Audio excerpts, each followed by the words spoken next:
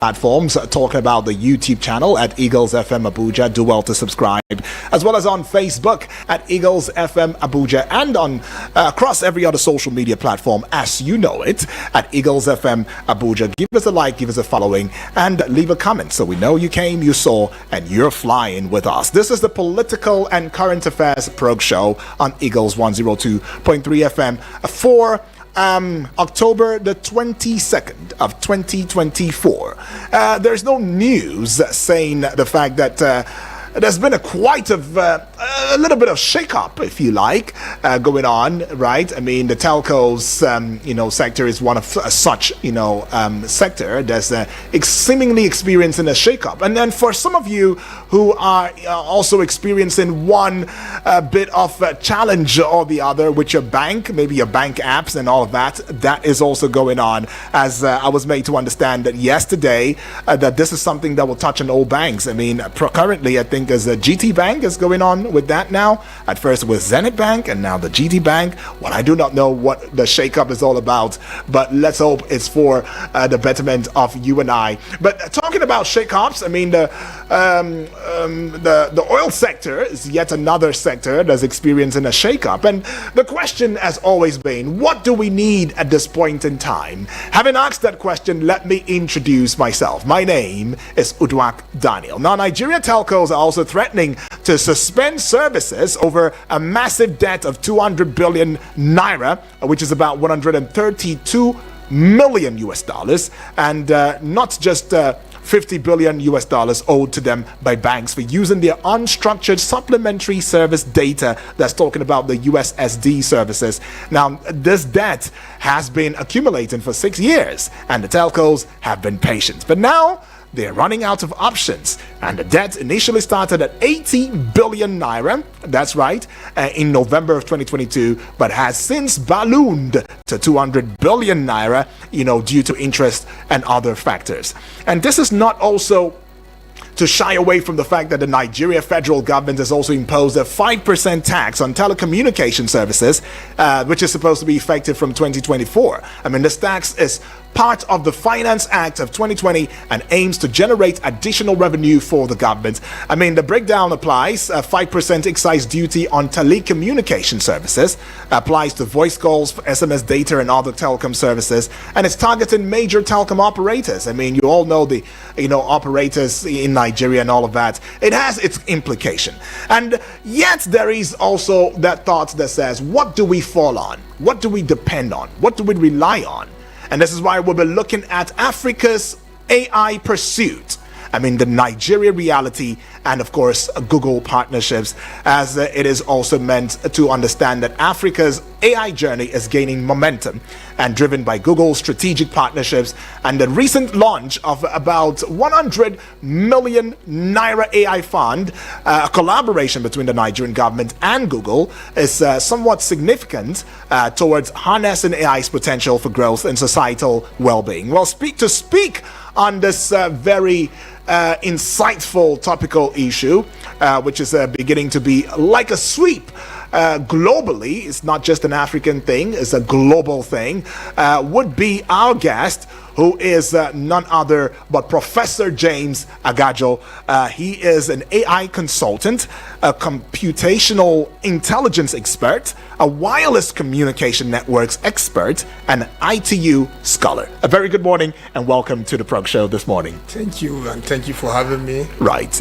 Well, erudite Prof, I mean, there's no gainsaying. I mean, just before we got on the show this morning, during the newspaper review, I somewhat, felt the pain, and I'm feeling the pain because I'm a Nigerian, and if I acted as though I do not know or I do not feel the burn or the brunt of what's going on in the country economically, in terms of insecurity and quite a numerous challenges that we face, then it would seem as though I am unattached to the very umbilical cord, of this country that co-joins each and every one of us. But then I mentioned that maybe we need to not just compete with the outside world. I mean, the international community, but to commute with them, as there is a new flow, a new wave, and that is the AI wave.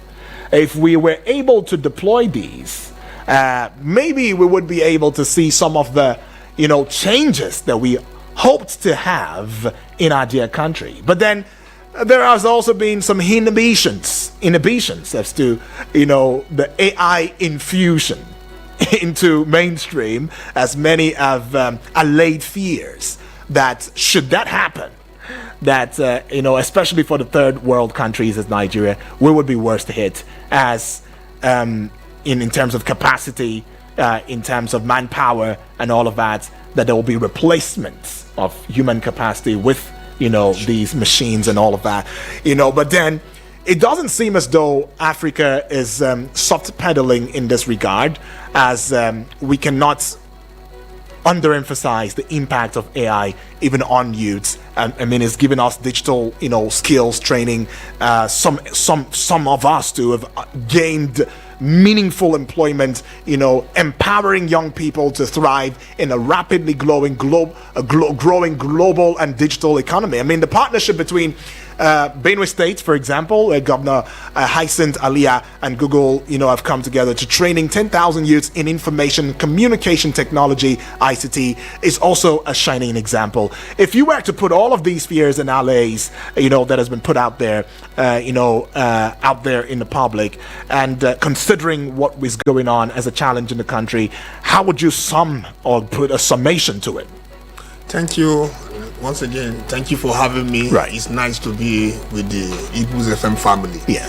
Yes, this is a very, very crucial moment for the country Nigeria, and with regards all of the happenings around us, and we need to take very, very meaningful steps to seeing how we could subdue some of our challenges. Right. Yes, with regards what you just said, let me start again introducing myself. I'm Professor James Sagajo from the Federal University of Technology, Mina. Okay. And what we do is actually what I'm trying to portray here.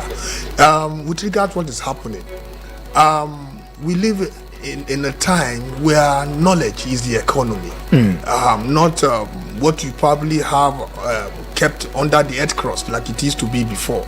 Times are changing, things have actually transformed, and it's time for us to embrace what is actually happening outside and what other economies are actually looking up to, and using that to set up an agenda for their economy.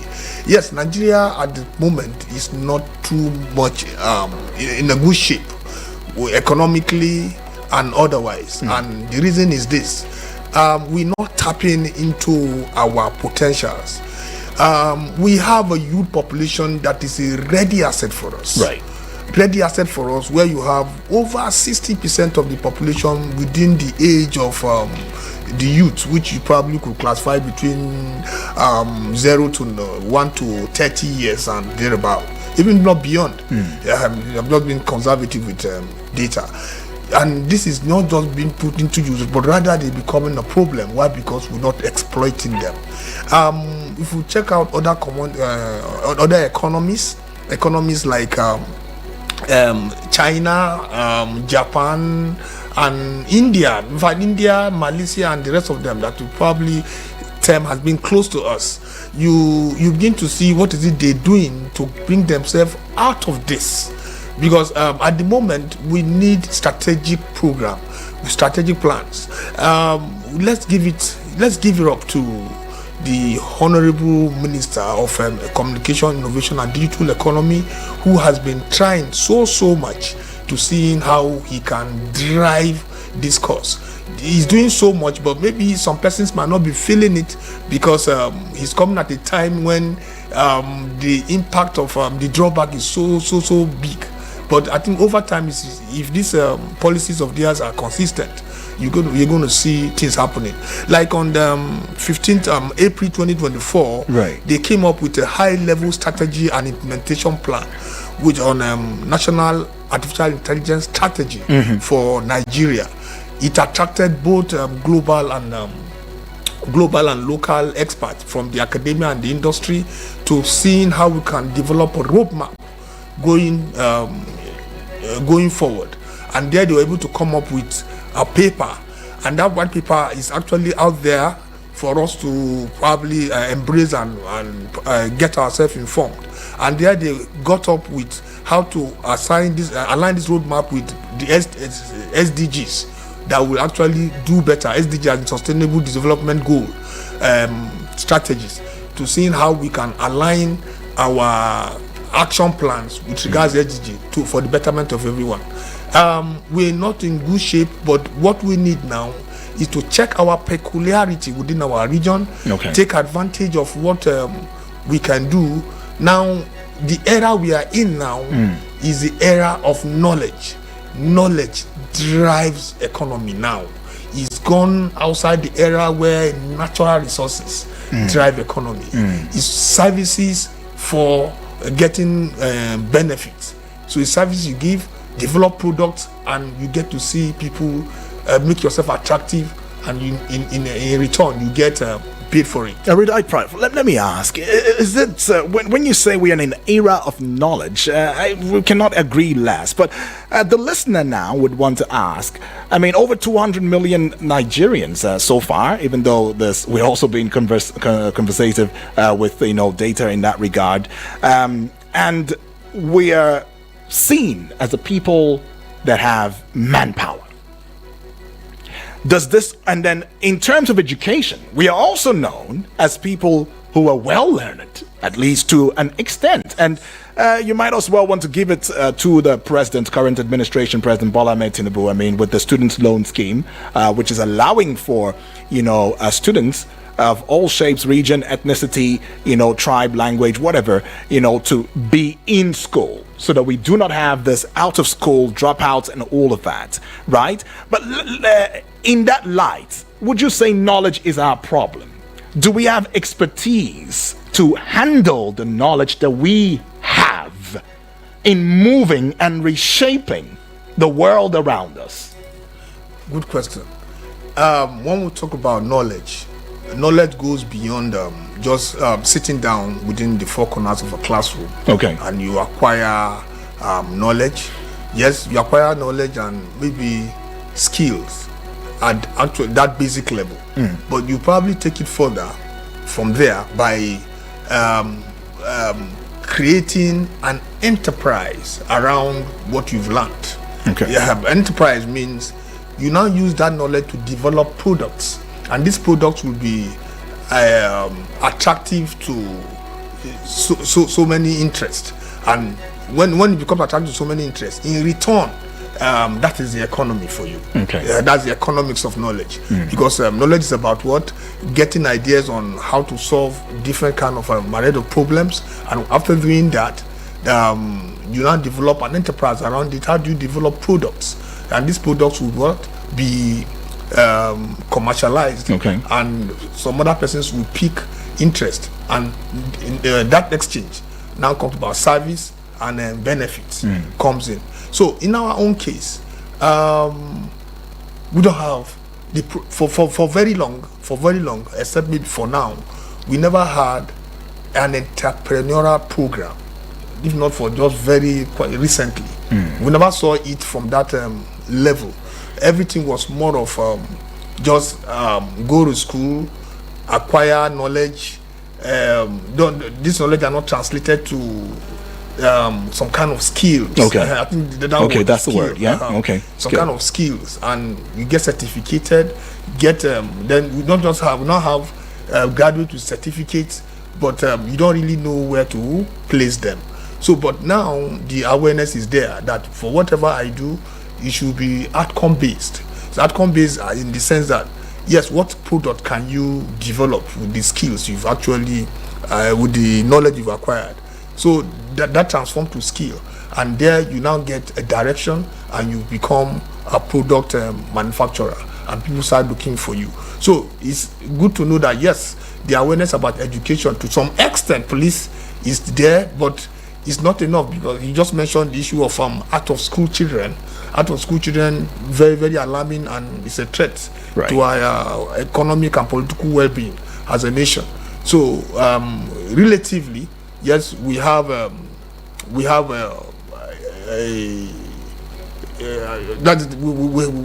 a system that, or we have a people that are conscious of going to school, but beyond that, we still have more deficit in terms of knowledge acquisition. Right. Let me get into some experts, insights. I mean, according to Alex Okosi, managing director of Google, says SSA, Africa's AI journey does not have to be traveled alone. That's what he says. Collaborative efforts between African countries can accelerate the adoption of AI across the continent. Now, Dr. Bosun Tijani, who happens to be the Minister of Communications, Innovation and Digital Economy, also notes that the AI Fund is a critical step in nurturing homegrown innovation that addresses local challenges and contributes to economic growth.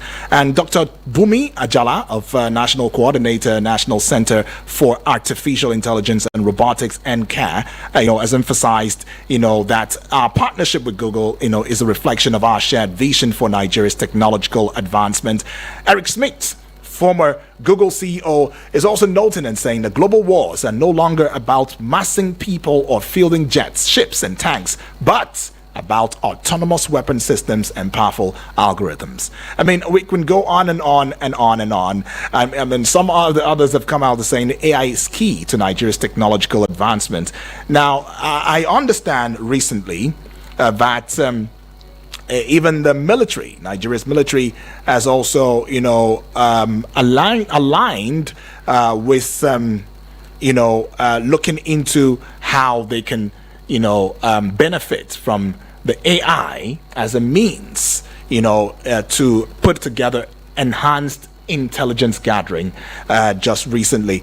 Now, do you think that this will revolutionize how we see things in our dear country, Nigeria, from the perspective of one who is an erudite prof, number one, and number two, you are very well versed in these regard, as many Nigerians are saying, if we saw these in different sectors, would we indeed see the benefits of them in our lives? Oh, thank you. AI adoption is about optimizing systems, make system work better, make system give better results, make systems give results that are actually optimal. So when you adopting AI, what it means is that you actually looking at how to get the best products, the best technologies, and seeing things work very well. Now, in terms of different fields, yes, you just mentioned some areas. So we're talking about applications of AI. I'm still going to address the aspect of issues of threat of AI taking jobs. I think you act based on. We're going to do justice to that later. So in the military today, or in other sectors, AI systems are becoming systems that makes things autonomous. Okay, autonomous in the sense that they go there, they are unmanned. You have a systems unmanned. The risk of issues of exposure to threats of what they do encounter before is no longer there, because AI is going to take care of that. In the case of adopting AI for the military, I don't want to mention some of the incidents happening today. Is an AI battle we fight on a daily basis. They tell you that strategies at war, it's not about the number of military combat soldiers you have. Right. Yes, it's about strategies. Because on the enemy side, both of them have numbers of soldiers, but the strategies you adopt could probably help win your battles for you. Intelligence gathering, automated systems, not exposing your soldiers to danger will require machines doing that, and that is actually autonomous. These things could collect data and at the same time set up precision machines to help deal with the enemy. So that is just on one side. The military in Nigeria, I think just last week, had an exhibition. My university was equally represented. Right. Where we went to showcase our drones, some of the latest exhibitions of technologies we've actually developed. So, Prof, sorry to cut you. I mean, are you saying that the university, the capacity, we have the capacity, our universities have the capacity to indeed be solution and finders? And why have they not been brought into mainstream? Yes, I mean, I don't know. I think we're just beginning to realize that most of the technologies you see today and what you probably sought out for, some of the outstanding technologies have their origin from the universities. Most industries, in our own context, most industries don't find it difficult to buy into our products from the universities, and that is why we have challenges and problems. Most of these things are being developed, but the interface between the industry and the academia is usually a problem. Right. If you can get a synergy between both, you're going to be seeing a whole lot of products coming out. It's a challenge. That is what the university was initially established for, to be problem solvers, to be bringing out solutions to problems. A research ground? Yes. So when the industry interface with academia, certainly you're going to have a meeting point, and this meeting point will evolve solutions to most of these problems. Like as I speak with you now, so many researches are carried out at very low level, not even sponsored, and you see very, very good results coming out of some of these results.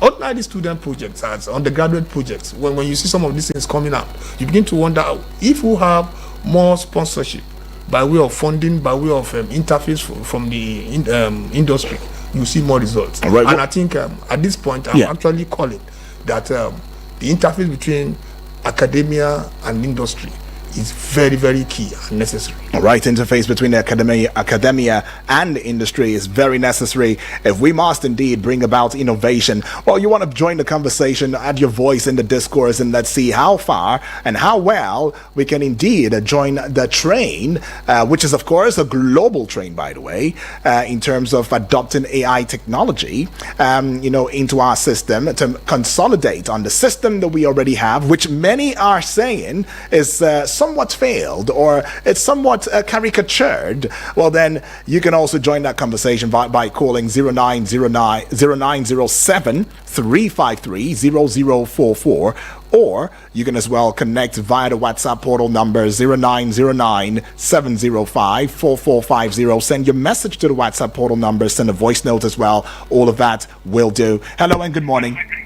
Good morning, my brother. Good morning to you, please. Elder Onoja. Onoja is my name. From Kubwa, right? Yeah, from Yes. Cuba. Talk to us, Elder. My regard to your guest. Yes, please. You see the problem we have. University they are researching. But that researching, they do not put it to education curriculum. And that's why people don't know what they are doing.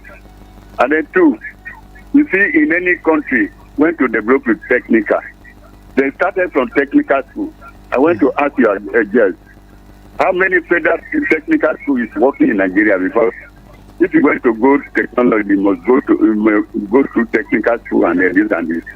Now the world now, the curriculum of education has changed. But in Nigeria here, we still follow old curriculums. The handset, where is the handset or radio when somebody played about 100 years ago? They will send you to go and begin to learn that radio when they have advanced past that one. We have many intelligent people in university researching, but that researching did not come to education curriculum. And if it not come to education curriculum, they are not going to use it to teach the students in university. You do not say University of Technology in Nigeria here. Common nails, they calculate. Both common knots, they can produce. All what they are doing is theory. And in theory, if we are doing theory, we can never go forward. We have to go practical. They are not doing practical. And that's why our children, where we can go there, they will go on theory. But if you come outside, you must do practical before you achieve what you want to want. I went to ask him, how many technical colleges are working in Nigeria now? And then before you go technology, you must go through all those technical schools. Thank you very much. God bless Nigeria. Thank you. Thank you so much right there, Elder Onaja. Well, I would allow for my guest to add, his voice too as an answer to that question. But then let's go pay some bills so that we don't get behind schedule. This is Eagles 102.3 FM Abuja, where we give you an audiovisual radio experience that you can count on anytime, any day. And the topic still remains Africa's AI pursuit, the Nigeria reality, and Google's partnerships. Don't go away.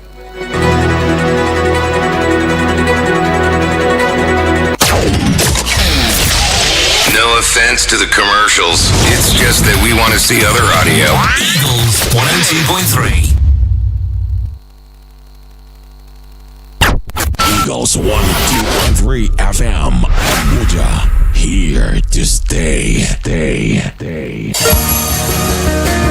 Have you heard of the latest car maintenance, overhaul and repair service center in Abuja? Oh, wait a minute. BB Empire Motor Services Limited is the place. We offer a wide range of services which include full engine repair, brakes and discs, lubrication, industrial spare parts fabrication, digital diagnosing, injector and rotor servicing, wheel balancing alignment, vulcanizing, spare parts of all cars, car checker, recovery of vehicles, AC servicing and repairs of all kinds of cars. You can visit us today at a state-of-the-art multi-digital workshop located at plot 1374 Cadastral Zone C16 along Julius Berger Road, Idu Industrial District, Abuja. You can also call us on 080-6433-3100 or 090-1066-0869. BB Empire Motor Services Limited, the solution for your car needs and services. Eagles 102.3 Abuja. Hello everyone. This is a special invitation to tune in to Eagles 102.3 FM for the Safe Spare Connect program with Town Planner Ibrahim MT, the safety doctor. If you are looking for more information and guidance on the morality of life, health, safety, security, and the environment, then this is the show for you. Join us every Tuesday from 4:30 to 5:30 p.m. for an hour of insightful discussions, expert interviews, and engaging segments that will keep you informed and safe. Don't miss out. Mark your calendars and make sure to tune in to Eagles 102.3 FM. Stay safe, stay informed, and connect with Safe Spare Connect. It's 9 a.m. Time to fly better from Lagos on Emirates to Dubai and beyond. It's not just a destination, it's how you get there.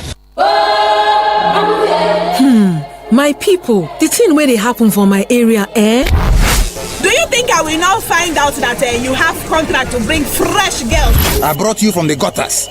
Who gave you all the connects? MDG who? Without me, you would have been nobody. But I join Media Coalition and Awareness to Halt Human Trafficking, MICAT, on I Wish I Knew radio drama every Saturday at 10 a.m. Let us join hands and kick human trafficking out of our communities. I Wish I Knew radio drama, brought to you by MICAT in partnership with the National Agency for Prohibition of Trafficking in Persons, NAPTIP, and funded by the Embassy of Denmark in Nigeria.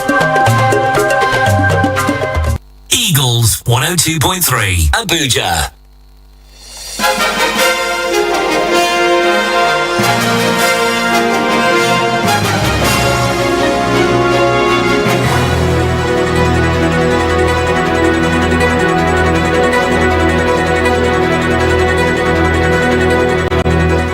Thank you for staying tuned to Eagles 102.3 FM Abuja, where we give you an audiovisual radio experience that you can count on anytime, any day. And I'm still here with my guest in the person of, that will be Professor James Agajo.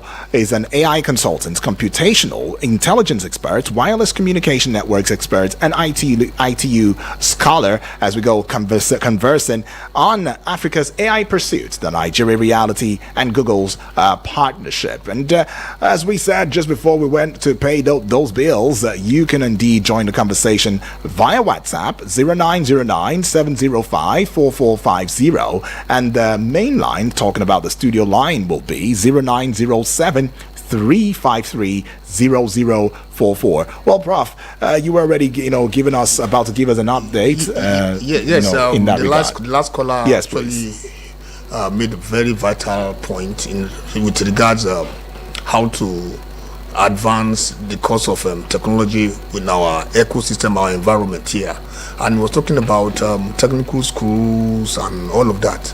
But let me even take it beyond what he's saying. You had technical schools way back then. You had we still have polytechnics and all of that, and even monotechnics, as the case may be. So this is actually a scheme that was arranged before, but those mandates have not been followed, and to some extent jettisoned. Where you had the course of having technical school, from secondary school, you have polytechnics, monotechnics, and federal universities of technologies actually came up later. These were geared towards advancing the course of technology. And when you see the Japan model way back, even before the Chinese came up, these were what they used in bridging that technological deficit, that gap. And we thought we could equally go into it. And policymakers way back then saw it deem it fit and wise to come up with systems like this. But the mandates were not really followed. At this point, you get to see some universities of technologies offering programs like business administration. Why? Because they tell you that they don't have funds and they want to create a hub where they could generate IGRs, internally generated revenues, because these things could make them get more students, for the purpose of what? Getting to have school fees paid, and they could use to run to our system. So the problem here is issues of funding, commitment, and at the same time the will to drive these processes by leadership. So you can see as we go in now, we converging towards what we call leadership. The leadership today, the plan that should be religiously followed is at some point distorted, and since it's distorted, we will not be able to align with our goals. Because when you have a sustainable development plan, it should be followed meticulously so as to be able to get there. Like the fellow that talked about the technical schools, where are they? Yes, this is actually the bedrock where you start, the springboard, where you start picking up these youngsters and developing them, and there they move on.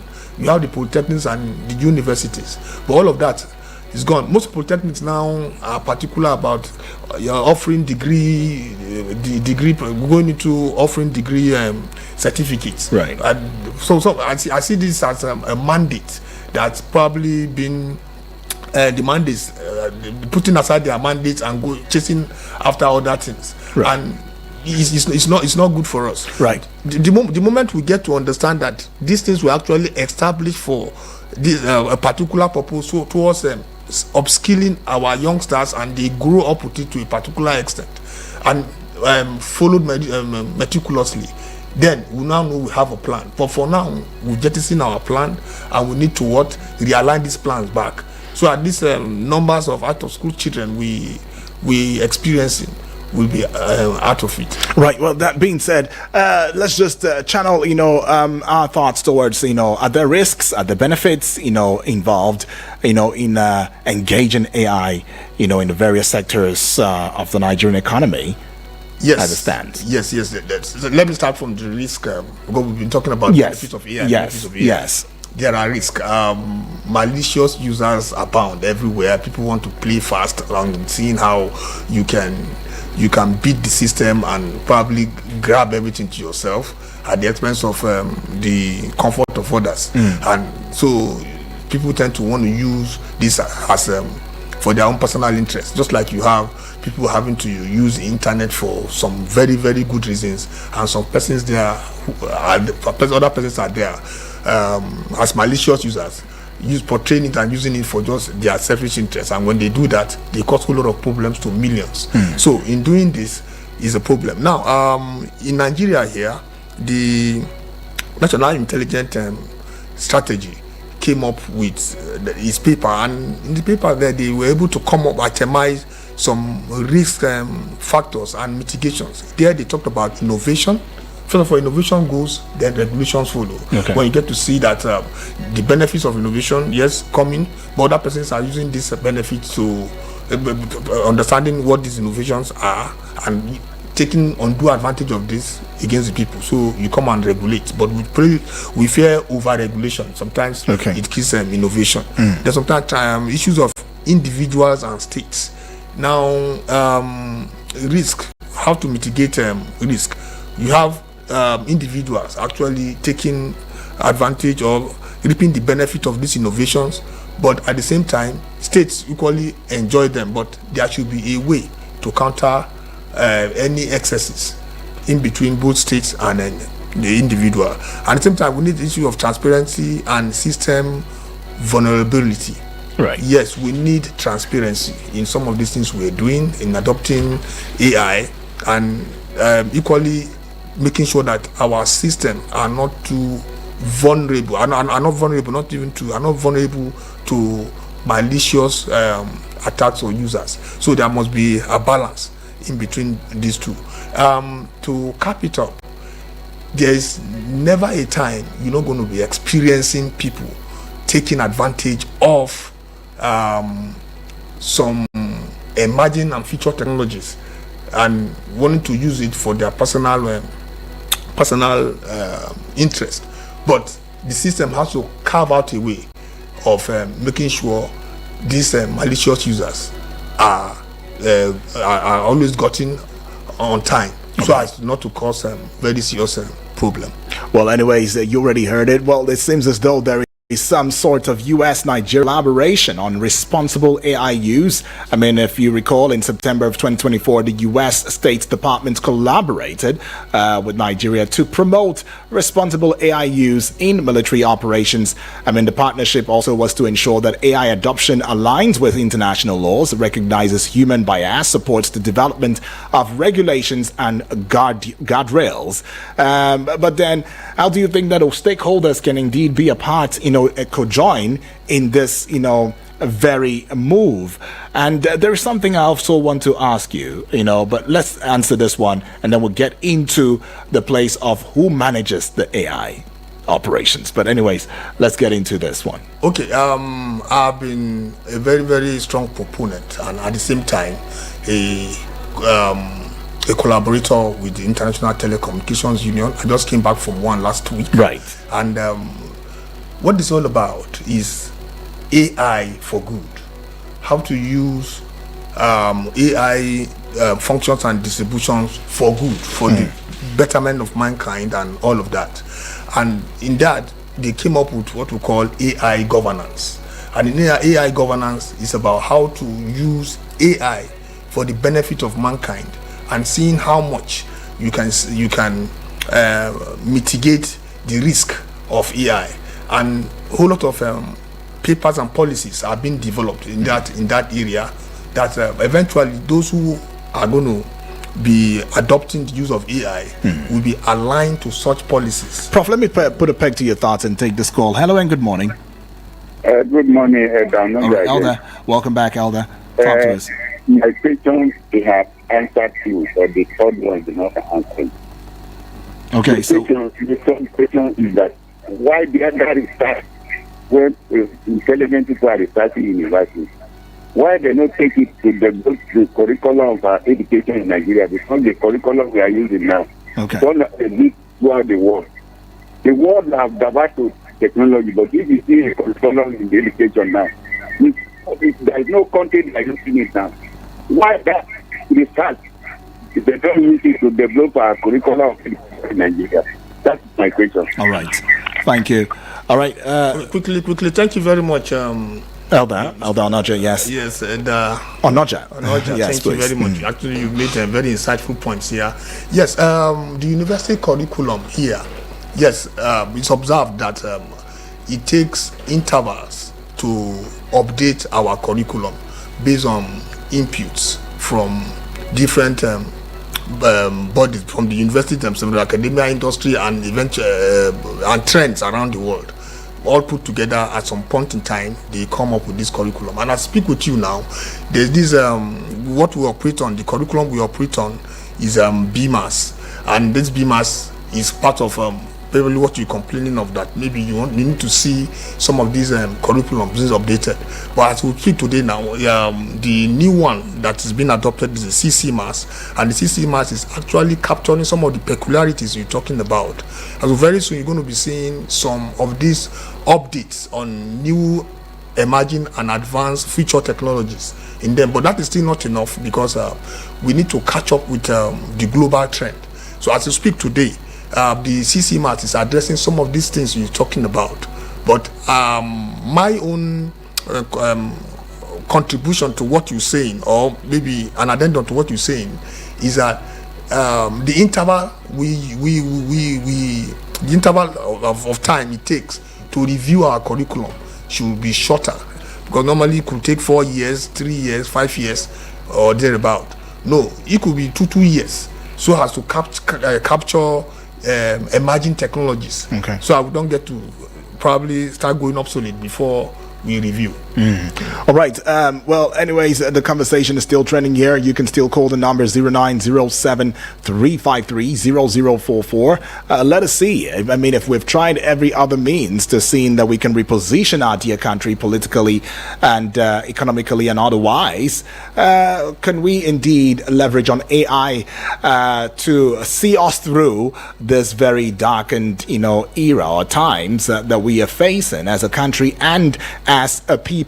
And you can also get across WhatsApp and let us have your 2 cents as to your thoughts on the topical issue. I see a couple of messages on WhatsApp. I see this one now coming from Samuel all the way from Kuje, saying greetings, Udwak Daniel and guest in the studio.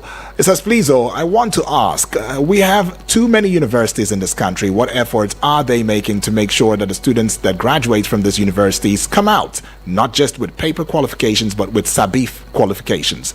All right, have a good and wonderful day. That's what Samuel is asking.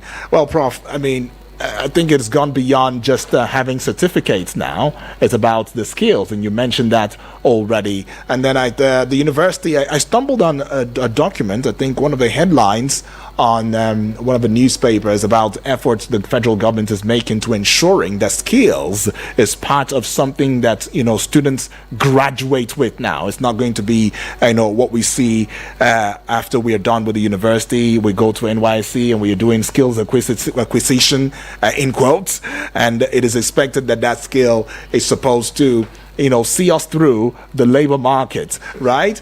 The federal government is now considering, instilling it as a must for everyone. I mean, what would be your concern, Shad, in that regard? Yes, I think it used to be, it's a trend. It used to be a trend. I want to say it used to be a trend because it is very evident now that that trend can no longer survive us. It can no longer suffice. So, for at the moment, most of our universities are beginning to see reasons with what you're saying. The curriculum today, I just mentioned CCMAS, is about being very particular about where and the kind of skill each student is supposed to acquire with respect to the peculiarity of the location you are in. If, for instance, if you are in let's say let me just call a state now. Okay, let's assume Sokoto. You are in Sokoto, and you know quite well that Sokoto is endowed with sunshine and all of that, and there's need to harness the sunlight, the rays, the energy from the sun. So what do? You come up with technologies that could teach the students around there how to use these God-given or naturally given what nature has given to them, and translate it to what man can use. So in terms of energy, so you come up with some energy bank where you could harness such energies and transform it into providing electricity and so on. Like areas like Enugu where you have coal, how can you translate coal into some other kind of energies? So those are peculiarities you capturing. Then for Niger Delta, where you have oil and gas, so they could transform oil and gas into that. They could come up with technologies that could transform the naturally given wealth as in oil and gas into what mankind needs. So by so doing, you now have experts coming from different areas with their peculiarities, and that is what CCMAS is actually out there to address. And I think over time, as we make calls for this review of curriculums, it will capture most of these emerging technologies we're talking about. Right. Well, it's another thing, the fact that some are sharing thoughts that, look, even if we embraced AI, that it was still people that, would maybe manning them, and that it could be manipulated. Do you think that's even possible in one word, a sentence or something? Yes. Like I said before, you don't have a system that is 100% perfect. Right. Yes, certainly you must have one or two malicious activity. But at the end, we try to see how much we can regulate this to making sure that the risk is actually low. I've been attending, like I was saying something for you. Yeah. You bought in. I've been attending series of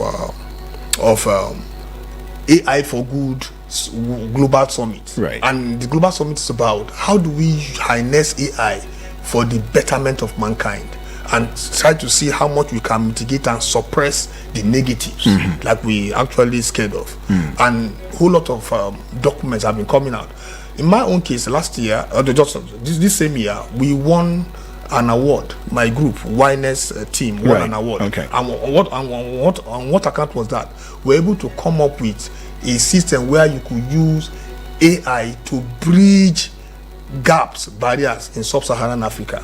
And is there actually trending online. So what I'm just trying to say here is that we could use AI for the benefit, good benefit of mankind, and make sure that we suppress the other side, and there are tools and methods of tracking that. I mean, there's a lot to talk about. I mean, some are the fears about the AI taking over jobs and all of that. Very quickly for want of time. Let me not go without talking about that. You see, AI has it appears people are scared. To some persons, it's a threat to labor, the labor market, and so on. It's not completely so. And that is why we're calling for people to come and which will skill up. Like as you sit down, I don't want to threaten you. That seat you are sitting on today, you might not be there in the next five years. In the next 5? Yeah. So maybe a machine could be doing that job. Right. But I can assure you that it's not as if it's going to throw you out of the labor market, throw you into the labor market. But rather, you're going to be operating, you're going to be managing those machines. Okay. Machines are not completely autonomous. You're going to leave this layer and go to the another next layer. level. Okay. And that next level is another big one. It's all right. Anyways, you're leaving this level to the next level, and I guess that's what the entire AI,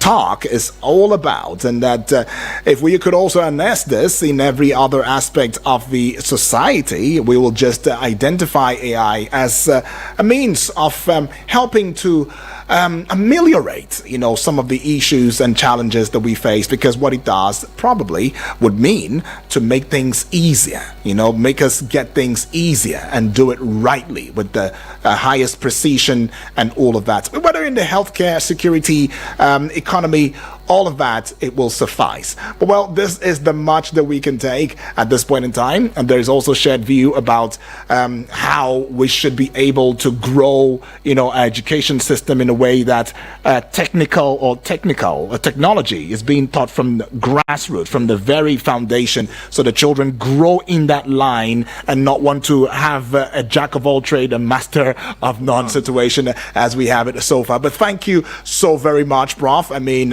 you you have taken out time to be here, to engage this conversation, and with a bid to leveraging on AI to seeing how we can get things rightly in our dear country, Nigeria. You are Professor James Agajo. You are an AI consultant, computational intelligence expert, wireless communication networks expert, and ITU scholar. Welcome aboard. Thank you so much for coming. Thank you for having me. Appreciate it. We look forward to having more conversation with you in the future, though. Thank you. Anyways, this is the much we can take, and I'd like to say a big thank you to you, Samuel and Eldon Najer, and to you that listened.